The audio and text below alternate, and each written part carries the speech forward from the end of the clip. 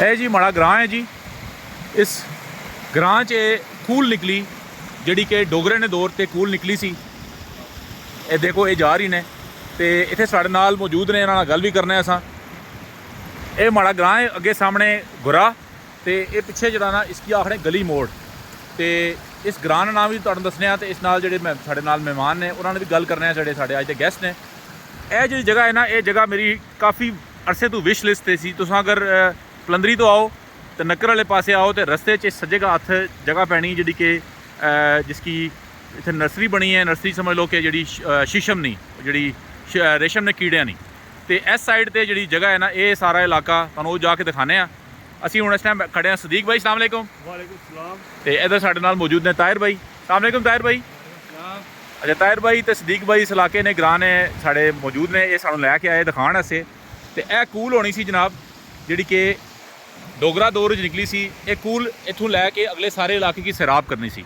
हुण तुहानूं वो जगह भी जाके दिखाने ते कहानी सुनाने कि असी इस जगह पर किस तरह अपनी एग्रीकल्चर की सिद्धा कर सकते हैं वापस।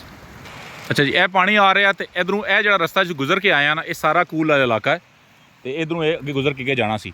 अच्छा सदीक भाई, इस जगह ने भी कोई खास गल सी जी दसने सो पे कि इत्थे कोई शमशान घाट होना सी पहले? हाँ बिल्कुल, इतने शमशान घाट होना सी। जो हिंदू असा अपने पुराने बुजुर्गों को सुनिया कि इतने उनकी जलाने से, ठीक है, जला के उत्थे इन्होंने कब्रस्तान साहब असा खुद देखा भी है, उन्होंने इस तरह फटियां लगी होनी सी जी जी। और जेड़ा ना इतने उन्होंने मतलब अच्छा ये जगह ग्रां ना क्या?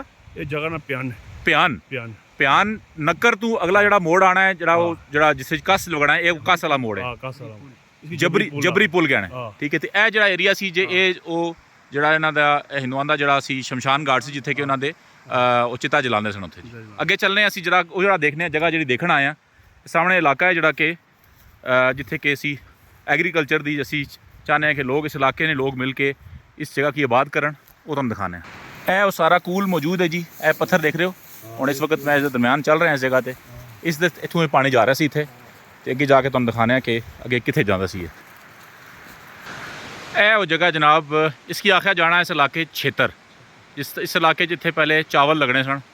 तो ये सारा इलाका तकरीबन मेरे हिसाब से थले जाने जाओ तकरीबन ये पूरा पट्टी जी है ना रोड तो बिल्कुल सही नज़र आनी।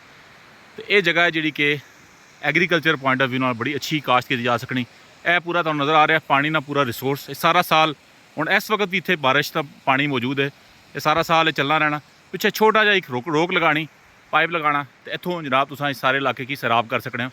इस इलाके ना कोई नौजवान अगर मौजूद है मेरे नाल रब्ता करे, असीं उसकी सारा गाइड कर सकते। इस इलाके तो पूरी पलंदरी की सी सब्जियां प्रोवाइड कर सकते हैं। तो मेरे नाल जुड़ो। तो सदीक साहब तुहाडी बड़ी मेहरबानी, तुसां ये सारा इलाका मैनूं दिखाया।